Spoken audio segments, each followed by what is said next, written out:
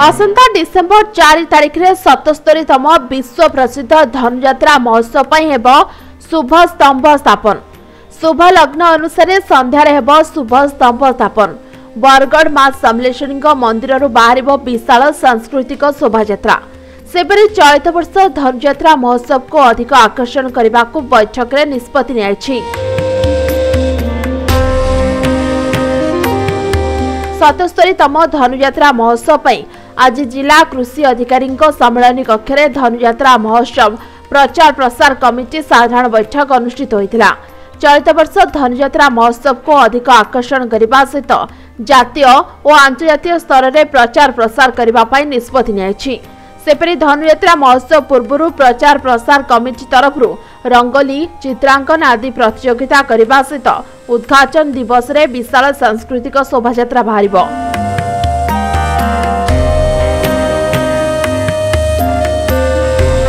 आसंताकाली Biju Patnaik town hall ठारे 77तम धनुयात्रा महोत्सव 4 जन कलाकार को नहीं ऑडिशन टेस्ट करासिबो।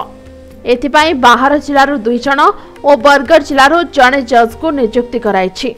आज बरगढ़ धनुयात्रा महोत्सव प्रचार प्रसार कमिटी बैठक अनुष्ठित होता। बरगढ़ धनुयात्रा को विश्व स्तर में प्रतिपादित करिबारे बरगढ़ प्रचार प्रसार कमिटीर मुख्य भूमिका रही एवं से दृष्टि एथर बरगढ़ धनुयात्रा 77तम धनुयात्रा को किपरि अंतर्जातीय स्तर में जातीय स्तर में व्यापक भाव में प्रचार प्रसार करा जाई परिबो से दिगरे विभिन्न पदक्षेप ग्रहण करने निष्पत्ति निया आमर सबू सांबादिक बंधु माने से विभिन्न कार्यक्रम से दि जाकर दायित्व ठीक भाव में ग्रहण करेंगे एवं आसंता दिन में ए वर्ष धनुयात्रा को अधिक व्यापक भाव में प्रचार प्रसार क्षेत्र में धनुयात्रा व्यापक हेबो सरस सुंदर धनुयात्रा हेबो से समस्त सहयोग कामना करा जेहेतु एथर केवल कंस महाराज चयन प्रक्रिया रही सेटा आसंता काली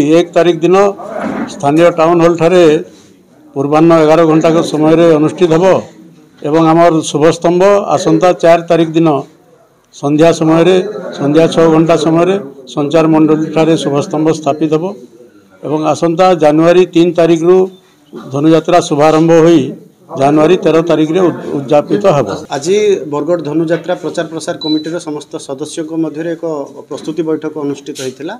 यही प्रस्तुति बैठक रे आज कमिटीर पुनर्गठन होगा सहित आगामी धनुयात्रा रे प्रचार प्रसार कमिटीर जो कार्यक्रम गुड़िक रही तार रूपरेख प्रस्तुत करने सहित किभली सुरुकुरु भाव में धनुयात्रार प्रचार प्रसार बहुल भाव में हेबो एवं अधिक लोकलोचन को आने प्रचार प्रचार कमिटीर जो कार्यक्रम रही भल भाव में करने आलोचना होता।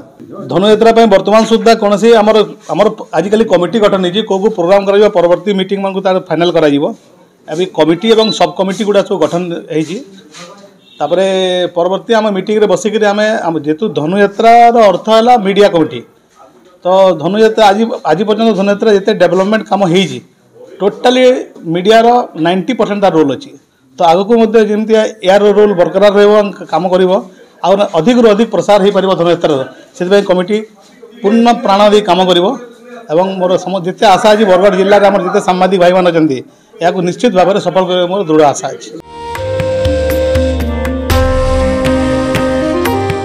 बरगढ़ सुभाष चंद्र साहू रिपोर्ट समय लाइव।